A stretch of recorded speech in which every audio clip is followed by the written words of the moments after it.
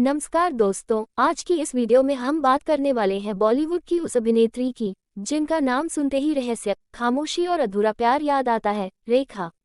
दोस्तों, ये वीडियो किसी अफवाह पर नहीं बल्कि समय समय पर सामने आए तथ्यों, इंटरव्यू और घटनाओं पर आधारित है। रेखा ने बहुत कुछ कहा नहीं, लेकिन उनकी खामोशी ने बहुत कुछ बयान किया।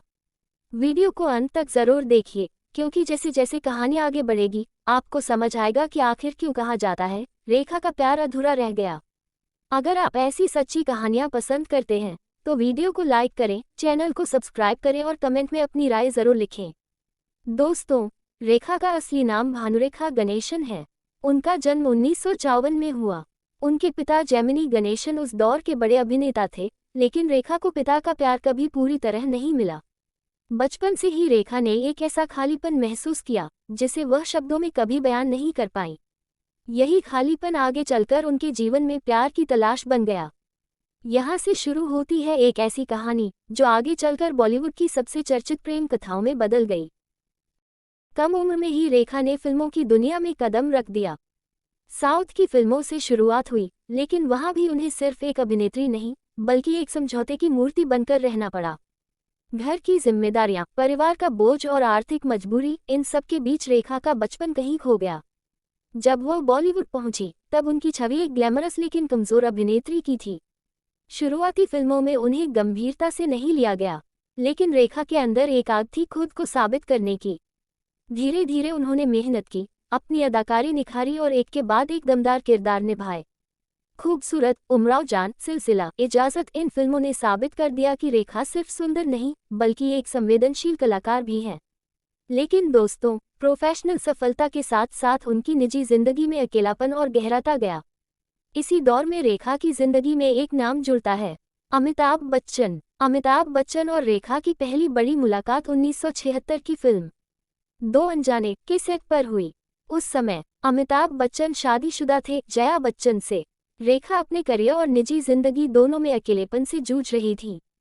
कैमरे के सामने दोनों की केमिस्ट्री इतनी गहरी थी कि लोगों ने तुरंत नोटिस किया।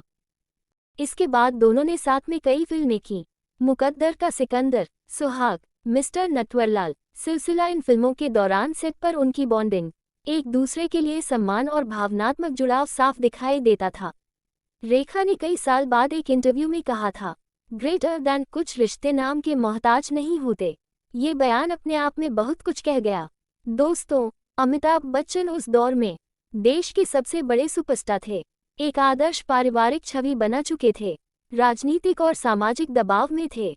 अगर वह रेखा के साथ अपने रिश्ते को स्वीकार करते तो उनका परिवार टूट सकता था, करियर पर बड़ा असर पड़ सकता था, समाज और मीडिया उन्हें कटघरे में खड़ा कर देता। यही कारण था कि अमिताभ ने चुप्पी को चुना। ये चुप्पी रेखा के लिए सबसे दर्दनाक साबित हुई। 1981 में आई फिल्म सिलसिला, कई लोगों के अनुसार अमिताभ रेखा जया की असली भावनाओं का प्रतिबिंब थी। इस फिल्म के बाद अमिताभ और रेखा ने कभी साथ काम नहीं किया। अमिताभ ने दूरी बना ली, रेखा पूरी तरह अकेली पड़ गई। यहीं से यह रिश्ता अधूरा होकर टूट गया, बिना कभी ऑफिशियली खत्म हुए। रेखा ने कभी अमिताभ का नाम लेकर आरोप नहीं लगाया, लेकिन उनके शब्द, उनका पहनावा और उनका व्यवहार बहुत कुछ कहता रहा। एक अवार्ड फंक्शन में रेखा ने कहा था, ग्रेटर दैन, मेरे जीवन में कोई ऐसा है जो मेरा अपना है। उस समय अमिताभ सामने बैठे थे। आज भी रेखा सिंदूर लगाती हैं, जिसे लेकर कई सवाल उठे, लेकिन रेखा ने कभी कुछ साफ नहीं कहा। अमिताभ बच्चन ने इस रिश्ते पर कभी खुलकर बात नहीं की, कभी सफाई नहीं दी, कभी रेखा के बारे में सार्वजनिक टिप्पणी नहीं की।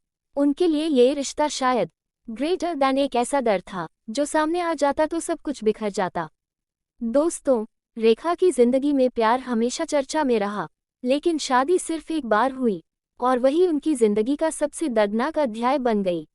रेखा ने 1990 में उद्योगपति मुकेश अग्रवाल से शादी की। मुकेश अग्रवाल दिल्ली के बड़े बिजनेसमैन थे, मीडिया से दूर रहने वाले, बेहद निजी स्वभाव के इंसान। रेखा से उम्र में काफी बड़े बताए जाते हैं। यह शादी अचानक हुई और लोगों को हैरान कर गई। शादी के कुछ ही समय बाद चीजें बदलने लगीं। कहा जाता है कि मुकेश अग्रवाल डिप्रेशन से जूझ रहे थे। वह बेहद अकेलापन और मानसिक तनाव महसूस करते थे। रेखा अपनी फिल्मों में व्यस्त थीं।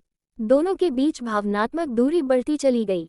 रेखा ने कभी खुलकर इस पर बात नहीं की, लेकिन करीबी लोगों के अनुसार वह शादी में खुश नहीं थी।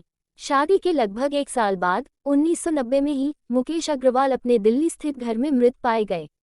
ये खबर पूरे देश के लिए झटका थी। शुरुआती जांच में इसे आत्महत्या बताया गया। रेखा उस समय घर पर मौजूद थी। मीडिया और समाज ने रेखा पर सवाल उठाए, लेकिन दोस्तों, रेखा पर कभी कोई आरोप साबित नहीं हुआ। इस घटना के बाद रेखा को मनहूस, अभागी जैसे शब्दों से नवाजा गया। मीडिया ने उन्हें कटघरे में खड़ा कर दिया, लेकिन रेखा ने कोई इंटरव्यू नहीं दिया। उन्होंने चुप्पी को ढाल बनाया। इस हादसे के बाद रेखा ने दोबारा शादी नहीं की। उन्होंने अपनी निजी जिंदगी पूरी तरह निजी रखी। फिल्मों, कला और आध्यात्म की ओर झुकाव बढ़ा।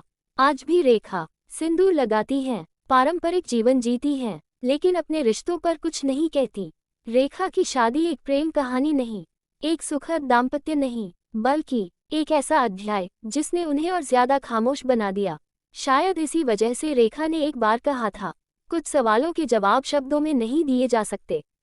आज भी जब उनसे प्यार के बारे में पूछा जाता है, तो वह मुस्कुरा देती हैं, और वही मुस्कान लाखों सवाल छोड़ जाती है।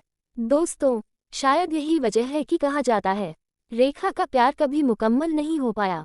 वह एक ऐसी अभिनेत्री हैं जिनकी जिंदगी पर किताबें लिखी जा सकती हैं, लेकिन जिनकी भावनाओं को आज भी पूरी तरह समझ पाना मुश्किल है। अगर आपको ये कहानी छू गई हो, तो वीडियो को लाइक करें, चैनल को सब्सक्राइब करें और कमेंट में बताएं रेखा ने सच में प्यार किया था या वो सिर्फ हालात की शिकार थी। मिलते हैं अगली कहानी में, तब तक के लिए धन्यवाद।